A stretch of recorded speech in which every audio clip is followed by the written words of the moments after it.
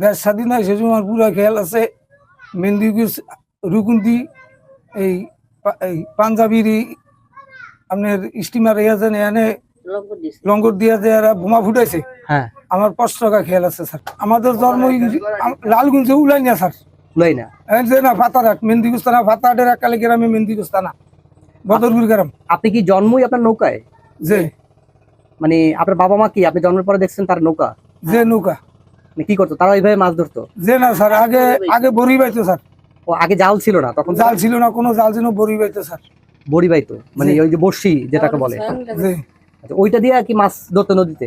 যে ওই বড়ি আলে আধার কার্ডকে বড়ি দে, বড়ি আলাইলে সিঙ্গরি মাছ গাছিয়া, বড়ি আলাইলে পোয়া মাছ, ওই আপনার কাউন মাছ, ওই হাউস মাছ, এটি ধরতো স্যার।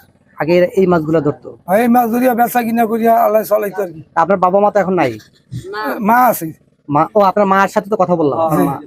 হ্যাঁ, আপনার মা আছে। তো এই আপনার জীবনে যদি বলি প্রায় 65 বছর।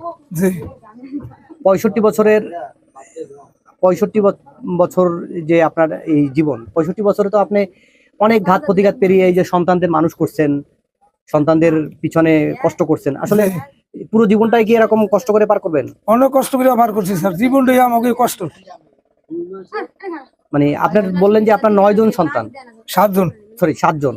তো 7 জনকে কিভাবে মানুষ করছেন? এই যে এই স্যার এই নৌকার মধ্যে স্যার ছেলের সন্তান হয়েছে, তাকে লালন পালন করিয়া ডাঙ্গ করাইছি, একের পর একে মেয়ে বিয়া দিছি অনেক কষ্টতে। এইরকম করে 4টা মেয়ে বিয়া দিছি স্যার। আবার আস্তে ছেলে 3টে হয়েছে, এই ছেলেকে মানুষ করিয়া স্যার অনেক যাবজ্জীবন কষ্ট করিয়া তাকে বিয়া করেছি। মানে এই একটা নৌকায় কি এগুলো সম্ভব সব? যে এক নৌকার মধ্যে স্যার, ধরেন একজন হয়েছে আল্লাহ দিলে সে ডাঙ্গর হয়েছে, আবার আর একজন হয়েছে সে ডাঙ্গর হয়েছে, ওইটারে আল্লাহ বিয়া দিয়ে দিছি। এই বাজে আর কি স্যার নৌকার মধ্যে চলছে। এই যে ছেলে সন্তানদের মানুষ করছেন, তারা কি এখন আপনাদের মানে আপনাদেরকে খাবার দাবার দেয়? না স্যার, যার যার সংসার এ চলে যতিতে। অহংকার জবানে পোলাবান ভিন্ন হয়ে গেলে স্যার বাপ মার দিকে চায়, যে ভালো থাকে ছেলে চায়, আর যে ভালো না থাকে বাপ মার তো চায় না। অনেক কষ্ট করিয়া স্যার চলতে। মানে এখনো কি আপনাদের দুইজনের নদীতে যাইতে হয় মাছ ধরতে? নদীতে যাইতে আর ওই পোলা এনে লুঙ্গি কাপড় কিনিয়া দেয় বাপ মারে, ওই একটা ফল মার্কা কিনিয়া দেয়। মানে কখনো কি এই যে 65 বছর আপনার বয়স, তো আপনি কখনো মানে চেষ্টা করেন না উপরে জমি টমি কিনে বাড়ি টাড়ি করতে? চেষ্টা করছি স্যার, ওই যে আমরা জাল করি আর ভাই স্যার এই জাল আনতে আনতে মাইছে দেয় না দিনু না উঠবে জমিন কিনবো স্যার, এই তো বিকালে দেয় না। ধরেন আজ 50,000 টাকা জালিয়ে নদীতে নামলাম, আল্লাহ ভালো রাখলে রাখলো, নাইলে বাজনা বাজিয়ে জাল শেষ, আবার দেনা করিয়া জাল করতে হয় স্যার। তো এখন জীবনের প্রায় বলতে গেলে যদি আমরা হিসাব করি প্রায় মানে আমাদের দেশের আল্লাহ কার কপালে কখন কি রাখছে জানি না, কিন্তু জীবনের তো প্রায় মানে 2 ভাগের 3 ভাগের 2 ভাগই শেষ করে ফেলছে। শেষ করিয়া যখন মরণ পথে আইছি স্যার, এখনো আসলে কাজ করে যাচ্ছেন, মানে যতদিন বাঁচবেন এটা করতে হবে। এটা করতে হবে, এই দিয়ে আমাকে যাবজ্জীবনে এই দিয়ে করিয়া খাইতে হবে স্যার।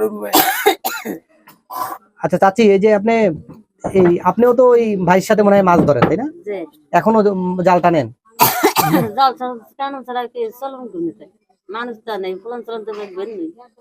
মানে আপনার জন্ম কি নৌকায়? আপনার বাড়ি কোথায়? আমার বাবার বাড়ি হিজলা। হিজলা মুলাদি? আচ্ছা, সব নৌকায়। ও মানে আপনার তারপরে ওনার সাথে আপনার বিয়ে হয়? বিয়ে হওয়ার পরে কি এখনো এই ছেলে এতগুলো আপনার প্রায় 7 জন বললেন ছেলে মেয়ে, তো তাদের এইগুলা বিয়ে মানুষ করছেন, বিয়ে দিচ্ছেন, এখনো কি আপনার নদী থেকে জাল টানতে হয়?